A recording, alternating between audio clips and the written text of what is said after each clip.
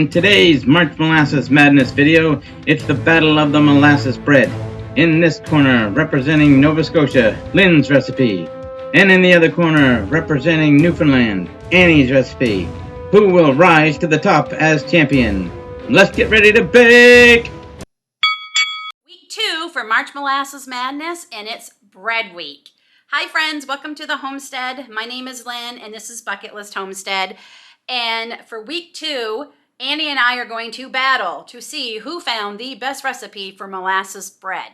Now, we wanted to make this fair because I have a recipe already that I love that is from Maine, where I grew up, and Annie has a recipe that she has from Quebec. So we wanted to make this fair, so we searched and searched, and we found recipes that we thought sounded good. I managed to find one from Nova Scotia, and Nova Scotia is near and dear to my heart, as we were stationed there for 5 years, and our youngest, Aiden, was born in Nova Scotia. And Nova Scotia reminds me a lot of Maine. It really does. So my recipe's from Nova Scotia. Annie found one from Newfoundland. So you're going to want to watch Thursday at 3 p.m. over on Annie's channel at Back to Basics Homestead. I think mine is better already because mine has oatmeal in it, and Annie's doesn't have oatmeal. So right there, I think it's a better bread. And I love that it's very few ingredients, because bread should not be complicated, friends. It should not be complicated. The recipe I will share with you down below makes 2. I'm only going to make 1 loaf today because I want to make sure we like it. The ingredients I'm going to give you right now are for 1. So what you need is a cup of boiling water, a half a cup of rolled oats, a 1/4 cup of molasses, a 1/4 tablespoon of salt, a 1/4 tablespoon of unsalted butter that is room temperature, 1 1/8 teaspoon of active dry yeast, a 1/4 cup of warm water, and 2 1/2 cups of flour. You're going to take your boiling water and your oats, and you're going to put the boiling water over the oats and let that stand for about an hour.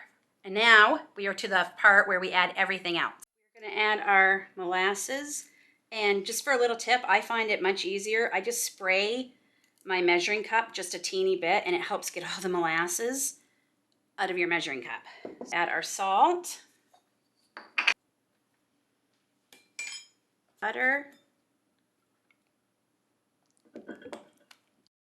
Okay, so I added the yeast to the warm water and just let it sit and dissolve for a few minutes. We're going to add that to the flour.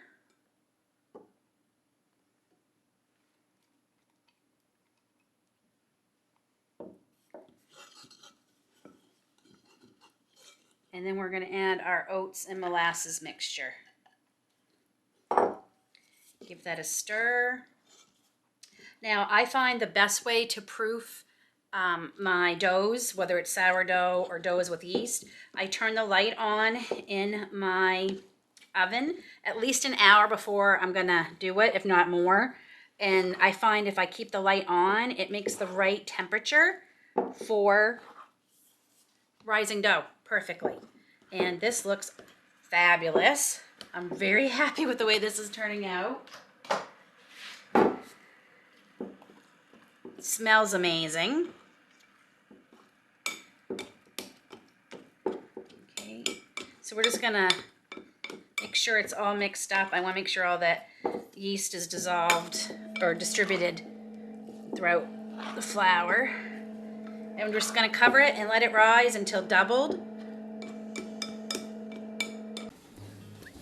Ooh, hot chocolate. Make sure you hit the thumbs up button. Hey, who took my hot chocolate?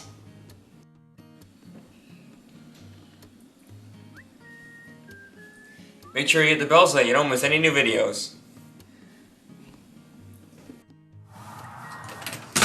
And if you haven't subscribed, what are you waiting for? Hit that subscribe button. Okay, into the oven it's going to go, and we'll check on it in an hour or so.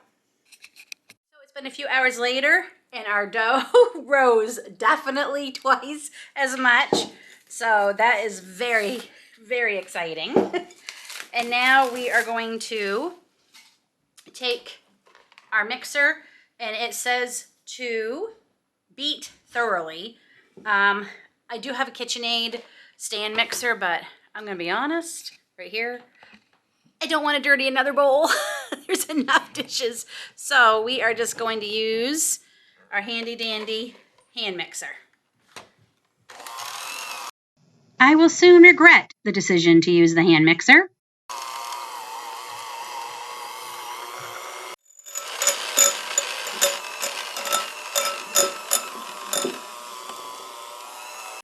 So clearly that was a mistake, using my hand mixer.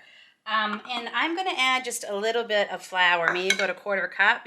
And where I did reduce the ingredients, I figured I'd probably have to add a little more flour. So there we go. Now we're getting somewhere. Just a little more. So altogether, this ended up being probably close to 3 cups of flour. And I have my bread pan all greased right here with my home rendered lard. I love this bread pan. It's a 1 pound loaf and it works perfectly for so many of my breads. Okay. There's no kneading or shaping it, that's for sure. Okay. And now we're going to let it rise in again for about another ½ hour.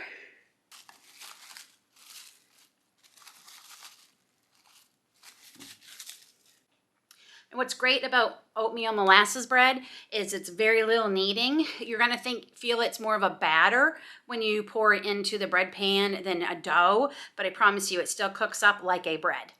So that's one benefit of making this bread. It's a lot easier than making normal sandwich bread. So it's been rising for a ½ hour. It actually rose up quite a bit. It all stuck to the saran wrap. So, because to be honest, it was in there longer than a ½ hour. Very busy tonight, but it's going to be fine. So we are going to put this in a 425-degree oven for 10 minutes, reduce the heat to 350, and bake it anywhere from 30 to 35 more minutes. So it smells amazing. I wish we had a way that you could smell this. It smells incredible. And I just want another tip when I'm baking bread, I check the internal temperature right in the middle. And you want it between 190 and 200, and we're at like 193. So we're just gonna let this cool here for a few minutes. I will take it out, let it cool a little bit longer. Try to resist cutting it too soon because we have to test this. We have to see if this is a better recipe than what Annie's gonna be making you all from Newfoundland.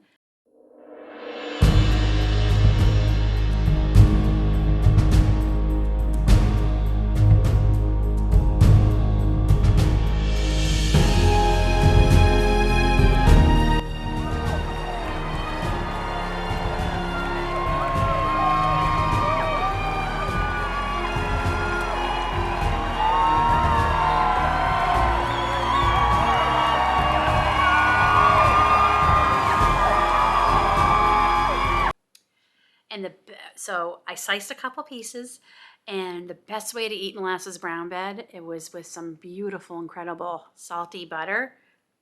Cheers.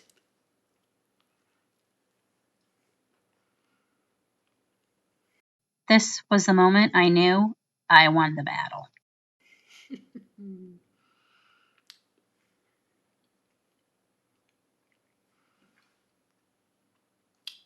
This is incredible. There is no way Annie's bread recipe is gonna beat this one. This is delicious. Oh my goodness.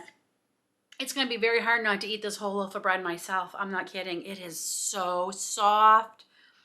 The flavor. Oh my gosh, friends, the flavor. And remember, mine has oats. Annie's doesn't. So that makes it better right there. So Annie and I invite all of you to try both recipes and then comment on our videos and let us know which ones you think were better. Okay, Annie, you're up. Are you ready for the challenge? Let's see what your bread turns out like. Until then, take care, God bless, and we'll see y'all soon.